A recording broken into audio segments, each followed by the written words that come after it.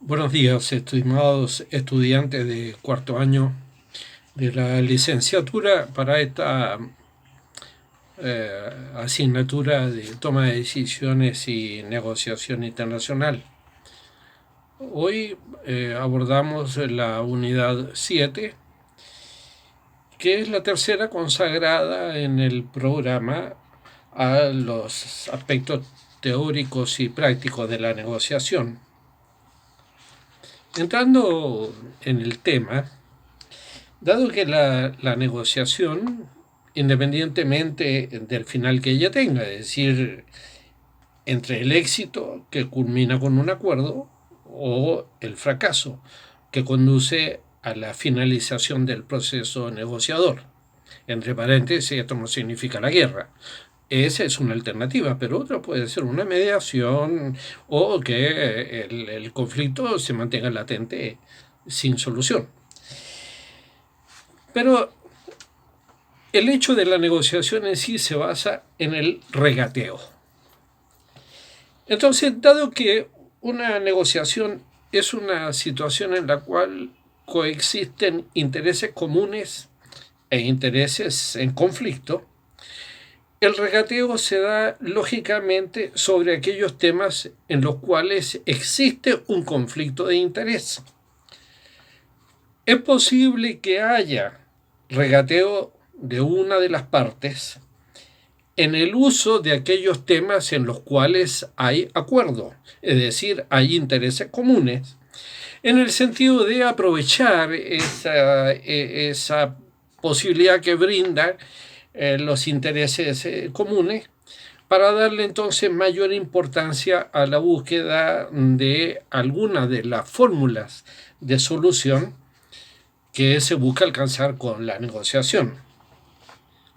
El regateo es un tipo de negociación que se ha extraído de la práctica de las transacciones comerciales, es decir, en las cuales la negociación produce un acuerdo entre los términos según los cuales se va a cerrar la operación, y de acuerdo a eso la transacción se lleva o no a cabo.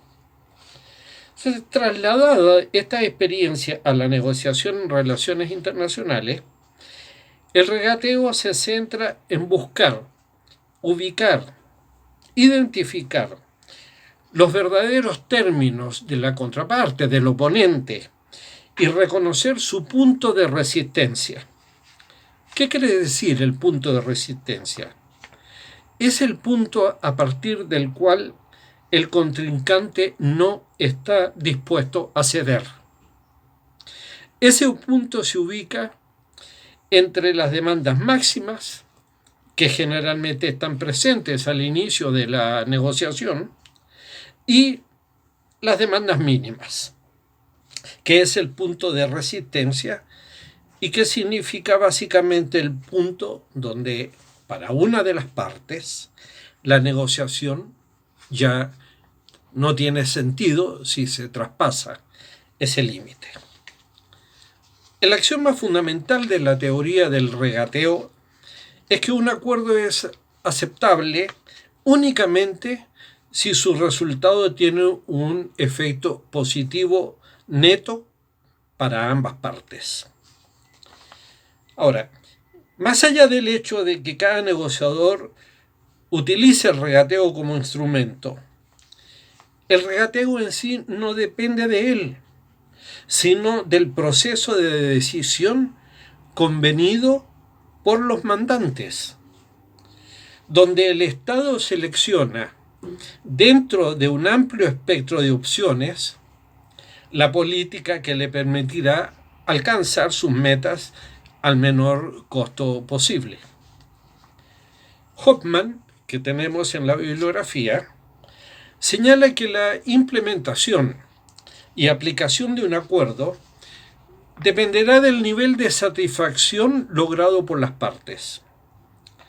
Aquellos acuerdos a los cuales no se llegue de una manera convincente y convenida, es decir, aquellos acuerdos que tienen un nivel de medios coercitivos por parte de uno de los actores o medios forzados, no serán debidamente implementados por la parte insatisfecha y al final poder la parte insatisfecha decir que sí a la negociación, pero ese acuerdo no será implementado.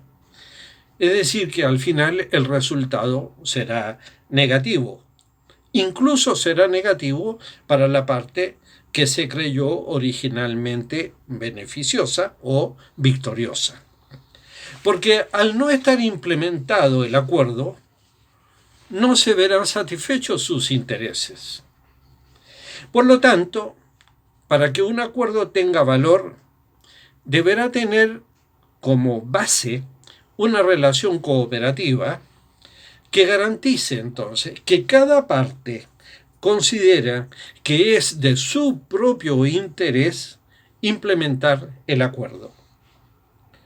Este tipo de ejemplo se puede advertir en las negociaciones multilaterales, por ejemplo, como se dio la experiencia en el marco de las rondas del GATT y de la OMC.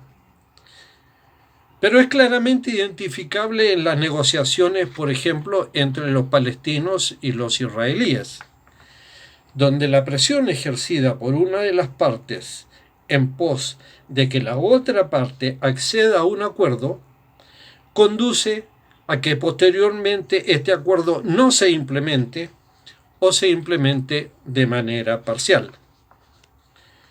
El acuerdo es la convergencia, después de una serie de concesiones mutuas, dentro del espacio de la negociación.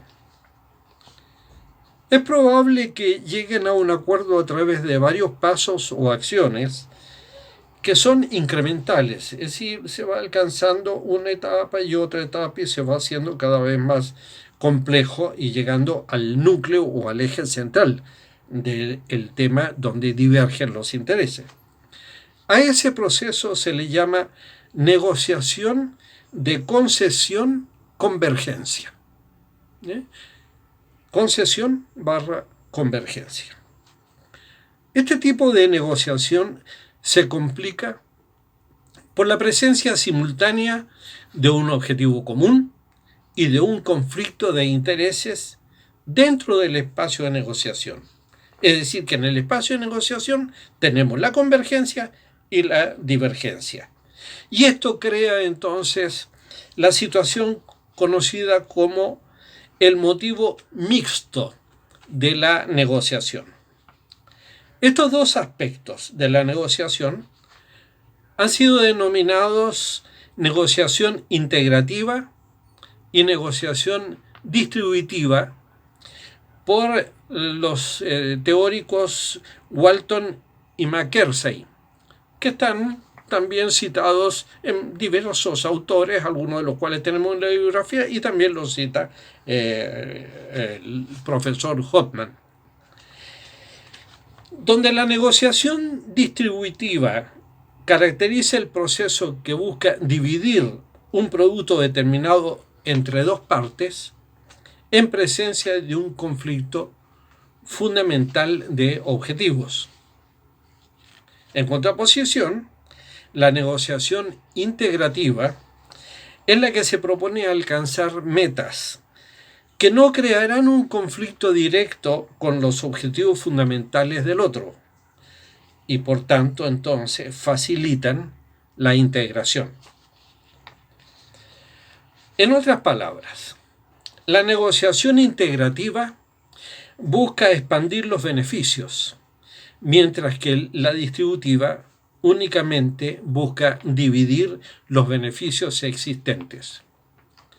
Hay ejemplos en los cuales en una negociación compleja, donde se hace muy difícil llegar a compatibilizar intereses contrapuestos, en los cuales se han agregado otros temas adicionales, otras agendas adicionales, que el contrincante, la otra parte, considera que también son interesantes para él, y entonces la parte que busca el acuerdo, el mejor acuerdo, los ofrece como una compensación.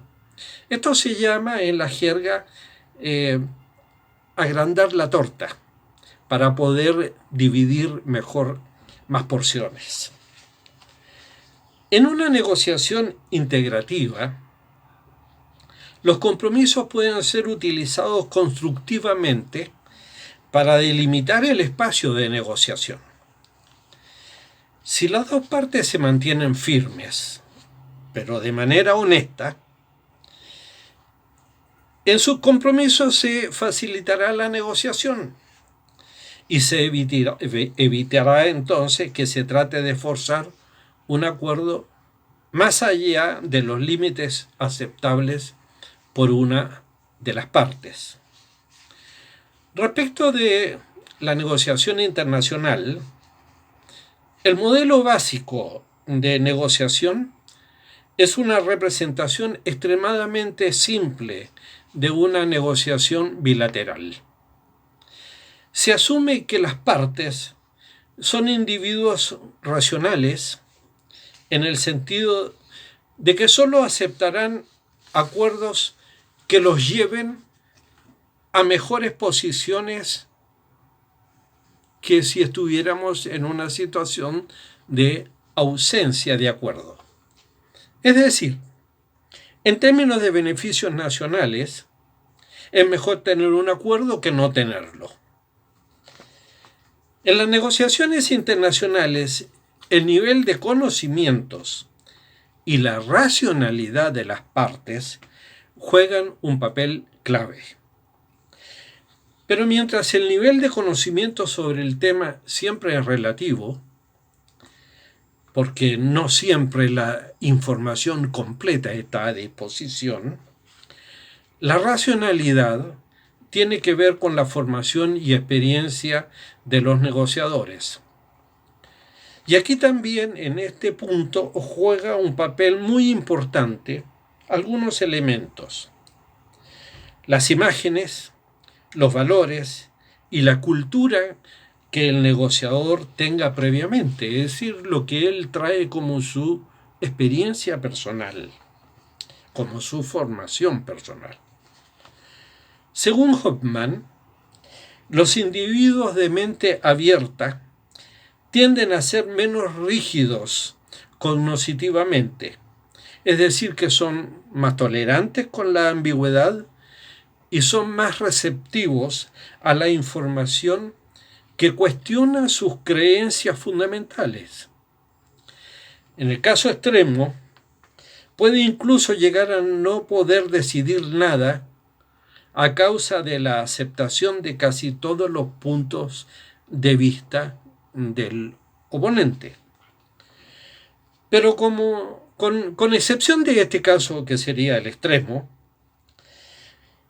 tienden a tener imágenes más flexibles, ¿sí?, con esa mentalidad abierta, y esto les permite adaptarse a información nueva y a condiciones cambiantes, lo cual produce entonces imágenes más realistas y, por ende, más alejadas de apreciaciones personales que a lo mejor no necesariamente se corresponden con el conocimiento objetivo de los hechos o de la información disponible para todas las partes.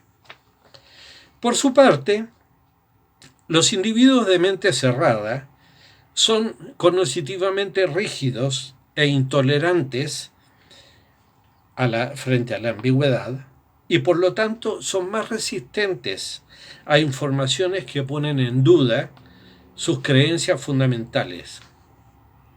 Ahora, si yo apelo a las experiencias que ustedes mismos tienen en su vida diaria, en su vida de universidad, de facultad, de partido político, en fin, ustedes podrán apreciar que estos tipos de características personales los encontramos en todos los ámbitos, incluso entre nosotros, entre los profesores y entre los estudiantes.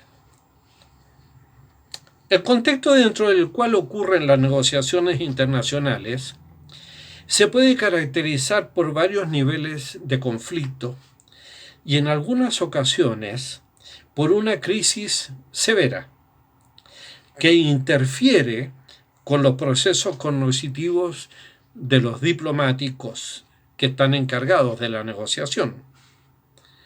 El mayor problema en estas situaciones es que es muy difícil para los individuos empatizar con los demás.